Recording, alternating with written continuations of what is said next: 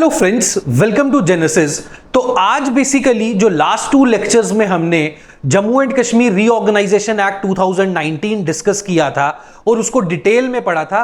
आज हम उसके ऊपर बेस्ड मोस्ट प्रोबेबल क्वेश्चंस क्या पूछे जा सकते हैं नायब तहसीलदार के एग्जाम्स में, उन सारे क्वेश्चंस को डील करेंगे। सो फर्स्ट क्वेश्चन जो बेसिकली पूछा जा सकता है that is which of the following statement is are correct regarding the Jammu and Kashmir reorganisation act 2019। अब first statement is it bifurcated the state of J&K into 2 UTs, so this statement is correct, है ना। So अब 2 UTs हो गई। The UT of Jammu and Kashmir has a legislature while Ladakh does not, so correct. Both UTs have a legislative council, both क्या, एक के पास भी अभी लेजिस्लेटिव काउंसिल नहीं है। So Jammu and Kashmir is with legislature and UT of Ladakh is without legislature. तो हमारा option A that is 1 and 2 is correct. So second question, the Jammu and Kashmir Reorganization Act 2019 came into force on। अब हमने उस time पे भी discuss किया था कि जो प्रेसिडेंट की एसेंट इसको मिली थी वो मिली थी 9 अगस्त को, बट जब ये एक्ट लागू हुआ वो डेट थी 31 अक्टूबर 2019। सो 31 अक्टूबर 2019 को ये एक्ट जो है वो लागू हो गया था। So our correct option is C, 31 October 2019। अब आगे चलते हैं। थर्ड क्वेश्चन क्या कहता है? थर्ड क्वेश्चन कहता है as per the act the lieutenant governor of Ladakh exercises powers under the aid and advice of. So Ladakh के केस में, क्योंकि लद्दाख के पास तो लेजिस्लेचर नहीं है, सो लद्दाख के केस में जो लेफ्टिनेंट गवर्नर होगा वो बेसिकली एक्सरसाइज करेगा powers under the aid and advice of president of India. अब इसको आप एलिमिनेशन से भी निकाल सकते थे। अब चीफ मिनिस्टर ऑफ लद्दाख कैसे होगा, क्योंकि वो तो लेजिस्लेचर ही नहीं है लद्दाख के पास। अगेन लेजिस्लेचर नहीं है तो काउंसिल ऑफ मिनिस्टर्स नहीं होंगे, सो president of India. Next question, the number of assembly constituencies for the UT of Jammu and Kashmir after delimitation commission was fixed at. तो हमने बताया था कि डीलिमिटेशन कमीशन के बाद सीट्स जो है वो इंक्रीज हो गई थी। Now the seats are 114। Next question पे चलते हैं,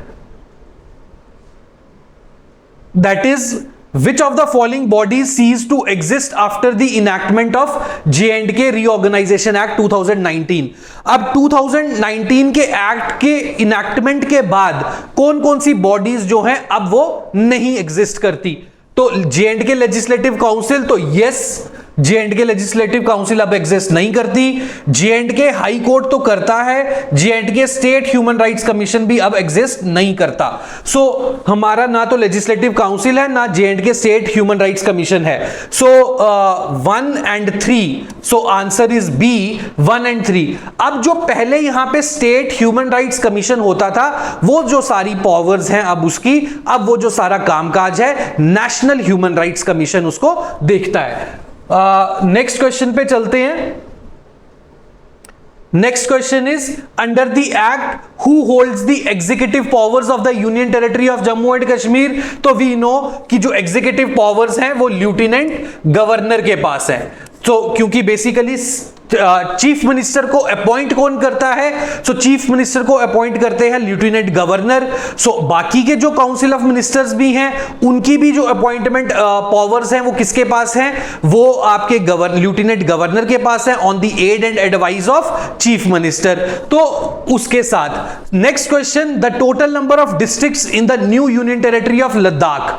तो यूनियन टेरिटरी ऑफ लद्दाख की अब कितनी डिस्ट्रिक्ट्स हैं? तो हमें पता है कि 2 डिस्ट्रिक्ट्स हैं, one is Kargil and second is ले। तो बी 2 इज करेक्ट। अब जो है वो कितनी डिस्ट्रिक्ट्स हैं? 2 डिस्ट्रिक्ट्स हैं। नाउ नेक्स्ट क्वेश्चन पे चलते हैं, that is which union territory created under this act has a legislative assembly. तो हमें पता है कि जम्मू एंड कश्मीर के पास लेजिस्लेटिव असेंबली है। So option is C, only Jammu and Kashmir.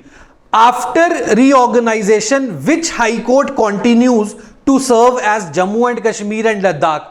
So Jammu and Kashmir and Ladakh के लिए जो कॉमन हाई कोर्ट है उसका नाम क्या है? So high court of Jammu and Kashmir.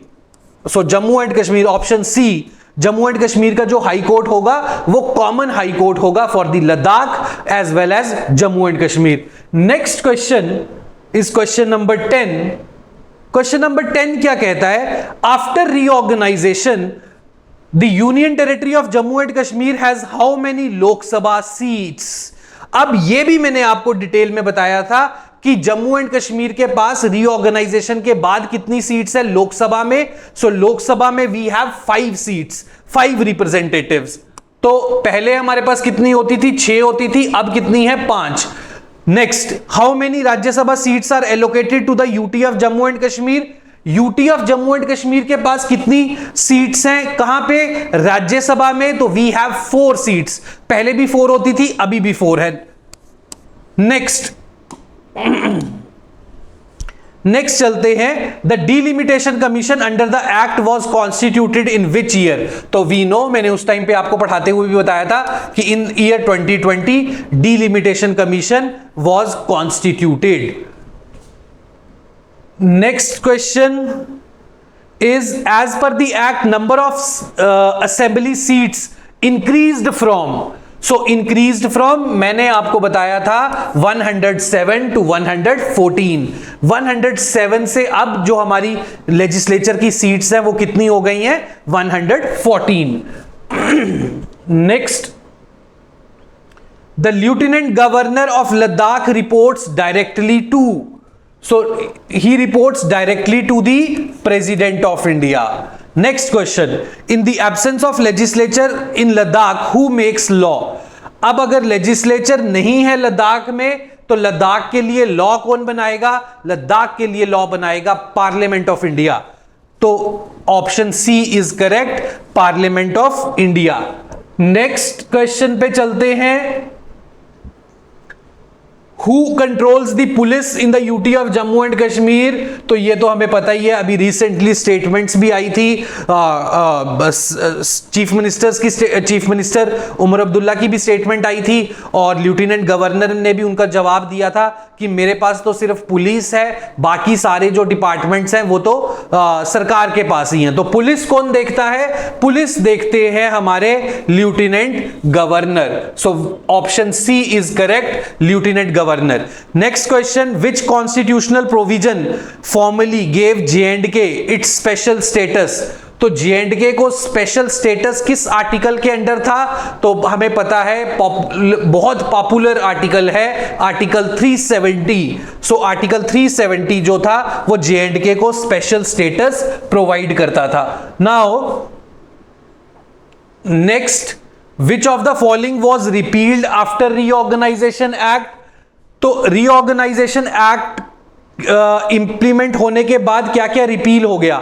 Jammu and Kashmir civil services act, Jammu and Kashmir constitution, J&K Panchayati Raj act, या फिर ऑल ऑफ द अबव। अब हमें पता है कि जम्मू एंड कश्मीर कॉन्स्टिट्यूशन तो अब है ही नहीं, ये तो रिपील हो गया। सो this is correct. J&K Panchayati Raj act जो हमारा था यहां पे वो है, बट उसमें कुछ अमेंडमेंट्स आई हैं। सो 2020 में उसमें अमेंडमेंट्स आई हैं। सो J&K 1989 वाला जो पंचायती राज है एक्ट है वो स्टिल है, बट उसमें कुछ अमेंडमेंट्स आई हैं 2020 में। सो वो तो एग्जिस्ट कर रहा है। सो वो next option is J&K Panchayat, Jammu and Kashmir civil services act, Jammu and Kashmir constitution, J&K Panchayati Raj act. अगर हम इस क्वेश्चन को अगर हम इस क्वेश्चन को मोस्ट एप्रोप्रिएट आंसर इसका देखें तो we can go with option D, all of the above. So next, which section of the J&K Reorganization Act 2019 deals with the representation of women in the Legislative Assembly? अब मैंने आपको बताया था कि there is a section 15। Section 15 basically क्या कहती है? Section 15 ये कहती है कि अगर लेफ्टिनेंट गवर्नर को लगेगा कि women are inadequately represented in the legislature, तो lieutenant governor has the power to nominate 2 women in the legislature. तो section 15, so option C is correct. section 15 इसकी बात करती है. Now next question पे चलते हैं.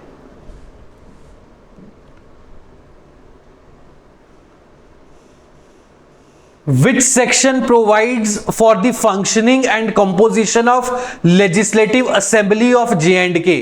Functioning and composition of legislative assembly of J assembly की फंक्शनिंग कैसे होगी, उसकी कॉम्पोजिशन क्या होगी. तो वी नो सेक्शन 14 जो है वो बात करती है composition and functioning of legislative assembly of J. So option A is correct. आगे चलते हैं. Section 73 of the act is related to. अब सेक्शन जो 73 है, option A provision in case of failure of constitutional machinery, reservation in employment, allocation of all India services या high court jurisdiction. तो section 73 हमने उस टाइम पे discuss की थी. सो सेक्शन 73 जो है that is related to provision in case of failure of constitutional machinery. ठीक है. सो नेक्स्ट क्वेश्चन के ऊपर चलते हैं. That is section 88 deals with which of the following. Section 88 किसके साथ डील करती है? Police and public order, power of the lieutenant governor, advisory committee on distribution of assets and liabilities, provision relating to all India services. So since section 88 deals with provisions relating to all India services. So section 88 you can remember, very important section that deals with all India services. Now next के ऊपर चलते हैं. That is how many schedules are appended to the Jammu and Kashmir reorganisation act. उसमें total कितने schedules हैं? तो we know we have 5 schedules. तो ये तो सिंपल क्वेश्चन है. What does the first schedule of the J and K reorganisation act deals with. तो पहला जो शेड्यूल है वी नो कि राज्यसभा के अंदर जो एलोकेशन ऑफ सीट्स है उसके साथ डील करता है. तो we have option D. Yes, option D, allocation of Rajya Sabha seats. Next question. The second schedule is related to. तो second schedule, first is allocation of seat Rajya Sabha में, सेकेंड लोकसभा में. सो सेकेंड शेड्यूल जो है Lok Sabha seat distribution. So option B is correct, Lok Sabha seat distribution. Next question पे चलते हैं. तो next question क्या कहता है? नेक्स्ट क्वेश्चन कहता है the third schedule under the act refers to. First is Rajya Sabha, second is Lok Sabha, third is legislative assembly. So legislative assembly के अंदर जो रिप्रेजेंटेशन है. So we have C option, allocation of legislative assembly seats. Legislative Assembly seats.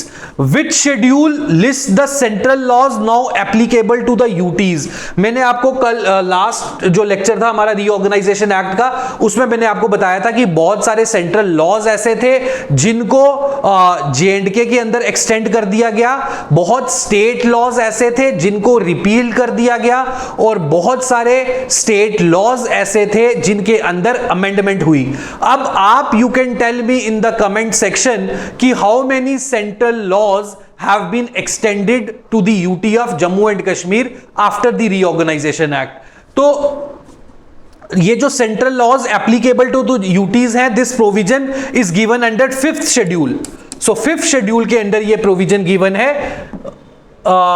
Next question is J&K Reorganization Act was enacted under which article of the Indian Constitution? Indian Constitution के कौन से article को use करके उसके under जो provisions थे उसको use करके J&K रीऑर्गेनाइजेशन की गई है. So that we know is article 3. जब भी स्टेट्स रीऑर्गेनाइजेशन होती है सो आर्टिकल 3 को यूज करते हैं. सो C option, Article 3. Next question. After the reorganization, how many total assembly constituencies are in the UT of Jammu and Kashmir as per the act, but excluding POJK seats? तो हमें पता है total कितनी है. Total is 114. 114 में से 24 are reserved for the POJK. तो कितनी बची? 90. तो option C is 90. Next question. The provisions of for the division of all India services between UT is governed by which section of the act? Division of all India services, तो all India services जैसे अब जो Jammu and Kashmir state कार्डर था वो अब state कार्डर तो रहा नहीं, तो उसको मर्ज कर दिया गया ऑगमूट कैडर के साथ। तो ये जो है कौन सी सेक्शन, तो सेक्शन 88 वी नो, सेक्शन 88 जो है that deals with the provisions for the division of all India services. Next question is, which constitutional amendment act is linked indirectly with the changes made by the J&K Reorganization Act? अब J&K Reorganization Act कौन सी amendment, कौन सी constitutional amendment से हुआ? Since अगर हमने Indian constitution पढ़ा है तो इंडियन कॉन्स्टिट्यूशन में आर्टिकल 3 जो है एंड आर्टिकल 2 जो है, हमें पता है कि आर्टिकल 2 और 3 क्या कहता है। नाउ आर्टिकल 4 क्या कहता है? Article 4 is also related to article 2 and 3। Article 4 कहता है कि जब भी 2 एंड 3 से रिलेटेड कोई भी चेंजेस करनी होंगी तो उसको कॉन्स्टिट्यूशनल अमेंडमेंट ट्रीट नहीं किया जाएगा, that can be done via simple majority of the parliament. तो जब भी आपको स्टेट्स रीऑर्गेनाइजेशन करनी है तो आपको कॉन्स्टिट्यूशनल अमेंडमेंट करने की जरूरत ही नहीं है। सो इसका मतलब जब कॉन्स्टिट्यूशनल अमेंडमेंट हुई ही नहीं तो कैसे कॉन्स्टिट्यूशनल अमेंडमेंट हो सकती है? So this is no constitutional amendment was passed. ये सिर्फ आपको कंफ्यूज करने के लिए दिया गया था। No constitutional amendment was passed since states reorganisation के लिए आपको कॉन्स्टिट्यूशनल अमेंडमेंट जो आर्टिकल 368 के अंडर होती है उसकी नीड ही नहीं है, उसको करने की जरूरत ही नहीं है। ठीक है, सो वी हैव कंप्लीटेड पूरा J&K रीऑर्गेनाइजेशन एक्ट और उसके पे बेस्ड हमने बहुत सारे क्वेश्चंस भी डिस्कस किए हैं। आने वाले दिनों में हम और J&K रीऑर्गेनाइजेशन एक्ट के ऊपर डिस्कशन अपनी कंटिन्यू रखेंगे। Thank you.